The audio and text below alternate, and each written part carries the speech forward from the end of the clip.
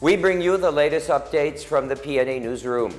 The National Telecommunications Commission reported fewer tech scam-related complaints following the enactment and implementation of the SIM Card Registration Act. NTC Legal Branch Officer in Charge Attorney Andres Castelar Jr. said that from about 1,500 complaints of tech scams a day, the complaints went down to about 100 per day. As of March 12, mobile telecom service providers have booked 44.2 million successful SIM registrations. However, this is 25% of the total 168 million active subscribers all over the country. The Department of Information and Communications Technology said it is planning to extend the SIM registration deadline beyond April 26 to get more SIM users to subscribe. The NTC recently launched its facilitated SIM registration caravan and served 222 remote areas within the country.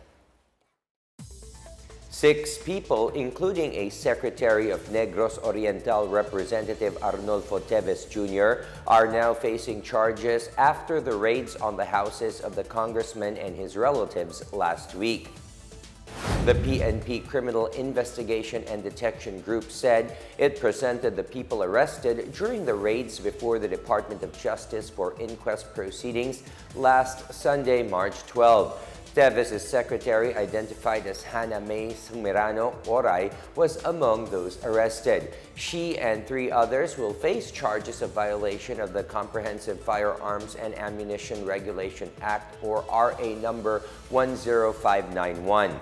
2 more will be charged with violation of RA number 10591 and the Law on Explosives, or RA number 9516.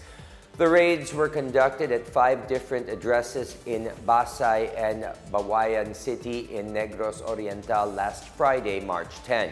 Interior Secretary Benhur Abalos said the police conducted the raids in search of illegal firearms after Teves was tagged in several killings in Negros Oriental in 2019. He is also being implicated in the killing of Negros Oriental Governor Rowen Tegamo.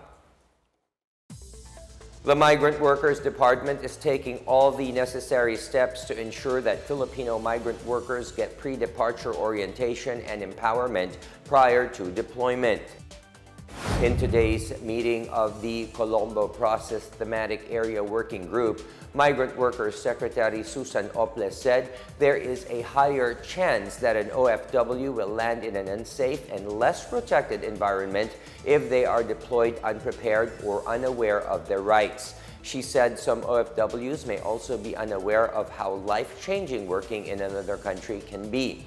Ople vows to protect all OFWs by creating a home that will care for them 24 hours a day, 7 days a week. Earlier, the President met with the Interagency Council Against Trafficking and the Presidential Anti-Organized Crime Commission to discuss the current state of labor exploitation in the Philippines. He ordered the DMW to improve its awareness campaign against illegal recruitment and human trafficking, particularly those performed via social media. In other news, the Minor Basilica of the Immaculate Conception, also known as the Manila Cathedral, opens the basilica and invites the public to visit their church during Lent.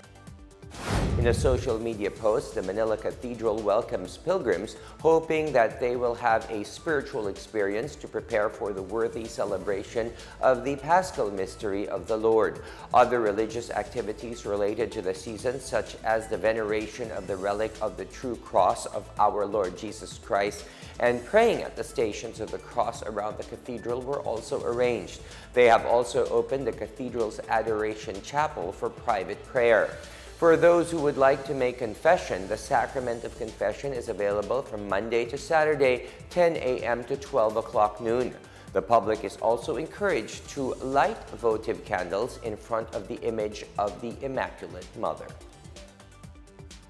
And that is the latest and the biggest stories from the Pna Newsroom. For more news content, visit our webpage or head on to the Philippine News Agency's Facebook and Twitter accounts. We are also shown on the social media pages of the Presidential Communications Officer, PCO. Stay tuned for more news updates. I am William Theo. We tell stories that inspire change. Good day, everyone.